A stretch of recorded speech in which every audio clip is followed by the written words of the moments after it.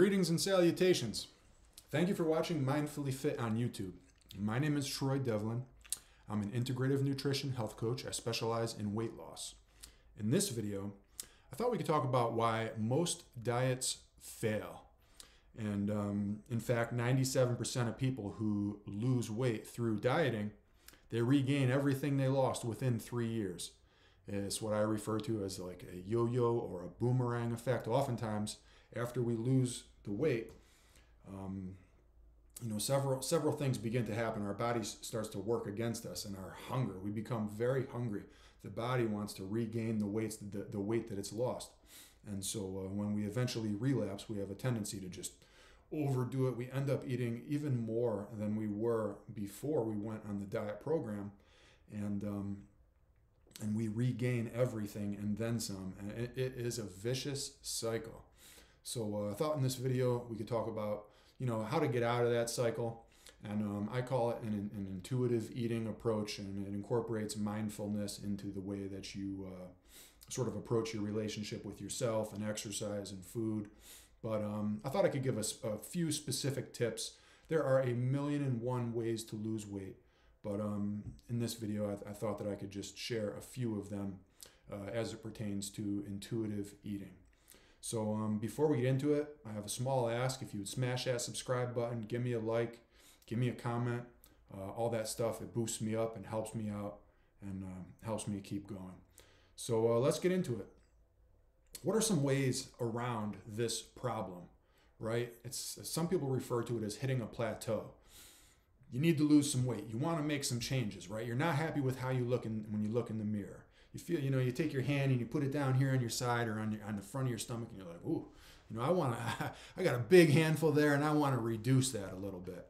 So you make some changes, right? Many of us have been there. Like I said, this isn't our first rodeo here with it. I'm probably the expert on losing 20 pounds because I've done it probably, 20 times in my life. So why do we gain the weight back? How can we not? And I would say be wary of the traditional cutting calorie approach. So what do I mean by that? Cutting calories works great, right? People will tell you that, if you cut calories, you'll lose weight. Yeah, it works until it doesn't, because there comes a point where your body will adjust to the fact that you're eating less food than you were. Your body can sometimes slow your metabolism down. Your energy will decrease to the point where you're not moving as much as you were before. And many of us will run into extreme hunger, right? Hunger kicks in, and like I said, when we finally have a moment of, we're not really paying attention to what we're doing, and we open the floodgates, and boy, do they open, and the calories then rush in. So we're stuck in this vicious cycle, and there are some ways, tips, tricks, that we don't have to count calories and we can still be successful in our weight loss. A mindful, moderate approach to that. So, number one, eat real food.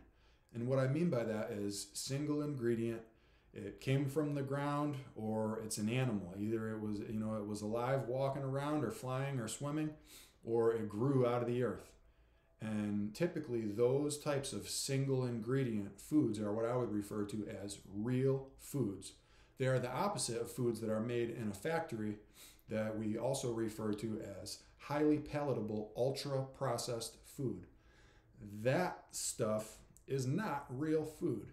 It tastes really good. It has high calorie content, but it's also been manipulated in such a way as to basically remove any fiber, and it's pumped full of things like fats and sugars and chemicals and things that can really disturb our metabolism and create a state of dis-ease within our body, make us hungrier than we need to be, increase inflammation, and I really believe that people, including myself, are vulnerable to developing addiction to these highly processed foods. So if you want to lose some weight, before you get into counting calories and weighing food and trying to cut back on calories to the point where you're eating not enough food to feel good and to feel like you have the energy to get through your day. You don't have to be miserable on a diet, but it would be wise to eliminate ultra processed foods, guys. Eat real food. That's number one. Number two is to focus on protein with your meals. There are many different strategies for people that seem to work. Small meals spaced throughout the day. Some people like that approach, and other people like to have a condensed eating window, the intermittent fasting crowd, where they eat maybe larger meals, but in a smaller window of time. Whichever style you find works for you, what I would recommend is that you focus on protein when you eat those meals. Here's why I say that. Protein, for me, is very filling. If I eat a chicken breast, I don't know, maybe if I'm really hungry, I could eat 2 chicken breasts, and then I feel like I've had enough, and I'm satisfied, and I don't need to continue to keep eating, which for me, overeating is something that is problematic. And what I find is that when we're eating certain types of carbohydrate foods, especially, they are very easy to overeat. And so again, focus on protein. Get some meat in your diet.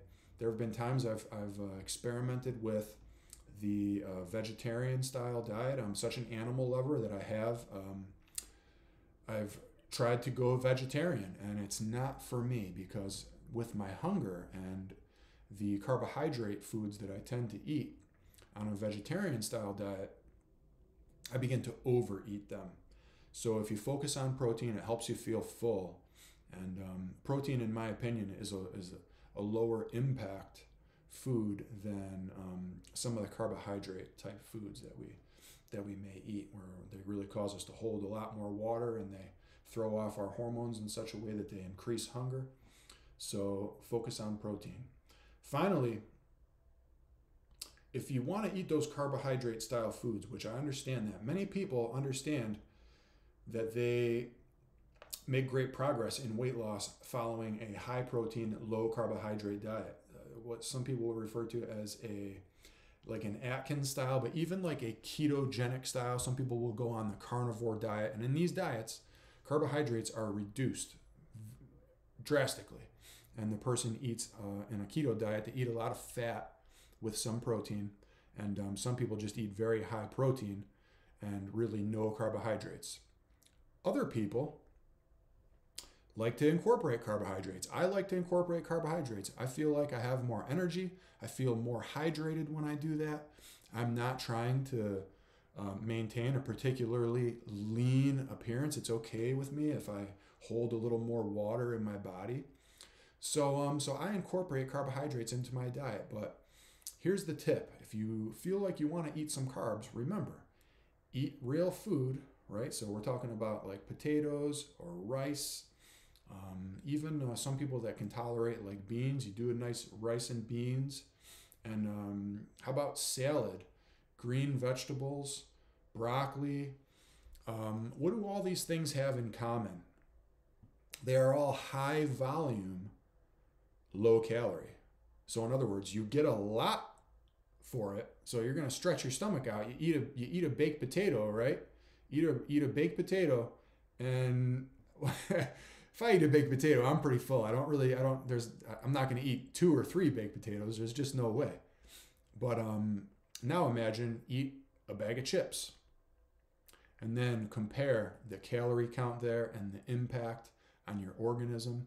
And after that bag of chips, you're probably going to be ready for another bag of chips or some ice cream or something else later on. You're definitely going to feel like crap. Whereas you eat that baked potato, you're full, and you're full of good energy, and you're probably going to feel fine. And you're definitely not going to want to eat more baked potatoes, because you're going to feel full. You'll be satisfied, and it feels good to feel full. Cutting calories sucks because you feel hungry and you feel like you're depriving yourself, and you don't deserve that, right? What is the story that you're telling yourself about why you want to lose weight? Is it because you love yourself and you know that eating a certain way is good for you and you should do that because you deserve it?